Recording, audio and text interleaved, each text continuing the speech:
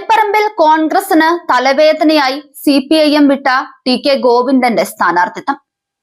മണ്ഡലത്തിൽ UDF പിന്തുണയ്ക്കുന്ന ഗോവിന്ദൻ കൈപ്പത്തി ചിഹ്നത്തിൽ മത്സരിക്കണമെന്നാണ് പ്രാദേശിക നേതാക്കളിൽ ഒരു വിഭാഗത്തിന്റെ ആവശ്യം. അതേസമയം TK ഗോവിന്ദന് പിന്തുണ നൽകുന്നതിലും പാർട്ടി ചിഹ്നത്തിൽ സ്ഥാനാർത്ഥിയെ നിർത്താത്തതിലും പ്രതിഷേധിച്ച് KPCC അംഗം കൊയ്യം ജനാർദ്ദനൻ നാമനിർദ്ദേശ പത്രിക സമർപ്പിച്ചു. എന്നാൽ കൈപ്പത്തി ചിഹ്നത്തിൽ മത്സരിക്കാനില്ലെന്നാണ് TK ഗോവിന്ദന്റെ നിലപാട്.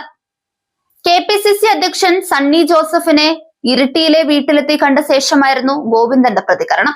PK ശ്യാമളയുടെ സ്ഥാനാർത്ഥിത്വത്തിലൂടെ ആരംഭിച്ച വിവാദങ്ങൾ ആദ്യഘട്ടത്തിൽ CPIM-നെ പ്രതിരോധത്തിലാക്കിയെങ്കിലും TK ഗോവിന്ദന് പിന്തുണ പ്രഖ്യാപിച്ചതോടെ വെട്ടിലായത് കോൺഗ്രസ് ആണ്.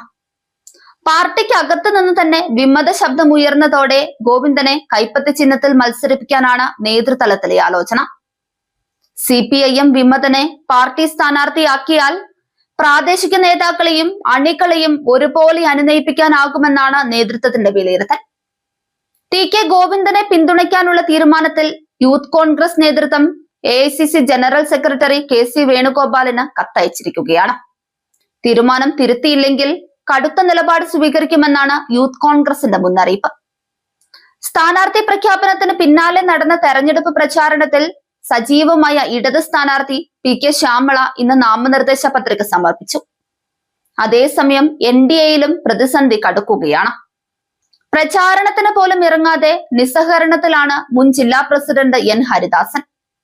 ധർമ്മടത്ത് സീറ്റ് പ്രതീക്ഷിച്ചിട്ടും ലഭിക്കാത്തതിനാൽ ഇടഞ്ഞു നിൽക്കുന്ന ഹരിദാസനെ അനുനയിപ്പിക്കാനുള്ള ശ്രമത്തിലാണ് നേതൃത്വം.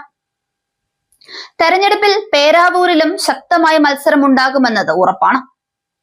UDF-നായി കളത്തിലിറങ്ങുന്ന സണ്ണി ജോസഫും LDF സ്ഥാനാർത്ഥിയായ KK ശൈലജയും തമ്മിൽ പ്രചാരണത്തിനൊപ്പം വാക്പോരും മുറുകുകയാണ്.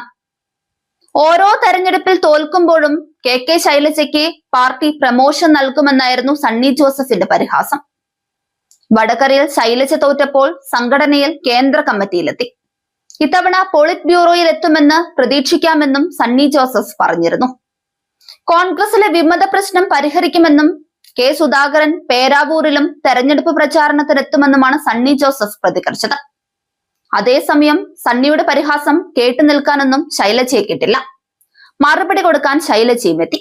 പാർട്ടിയിൽ പ്രമോഷൻ കിട്ടിയത് തെരഞ്ഞെടുപ്പിൽ തോറ്റത് കൊണ്ടല്ലെന്നും 2024 തോറ്റത് കോൺഗ്രസ് അധികാരത്തിൽ വരുമെന്ന് ജനം വിചാരിച്ചത് കൊണ്ടാണെന്നുമായിരുന്നു ശൈലജയുടെ മറുപടി. അഭിമാനത്തോടെയാണ് താൻ പേരാവൂരിൽ മത്സരിക്കുന്നതെന്നും ജയിക്കാവുന്ന മണ്ഡലങ്ങളിൽ മാത്രം മത്സരിക്കുന്നതല്ല തങ്ങളുടെ രീതിയെന്നും KK ശൈലജ മറുപടി കൊടുത്തു. എന്തായാലും സണ്ണിക്ക് ഒരു നേരത്തിനുള്ള വക ശൈലജ ടീച്ചർ കൊടുത്തിട്ടുണ്ട്. കൊടുത്തു എന്ന് പറയുന്നതിലും നല്ലത് ചോദിച്ചു വാങ്ങിച്ചു എന്ന് പറയുന്നതായിരിക്കും.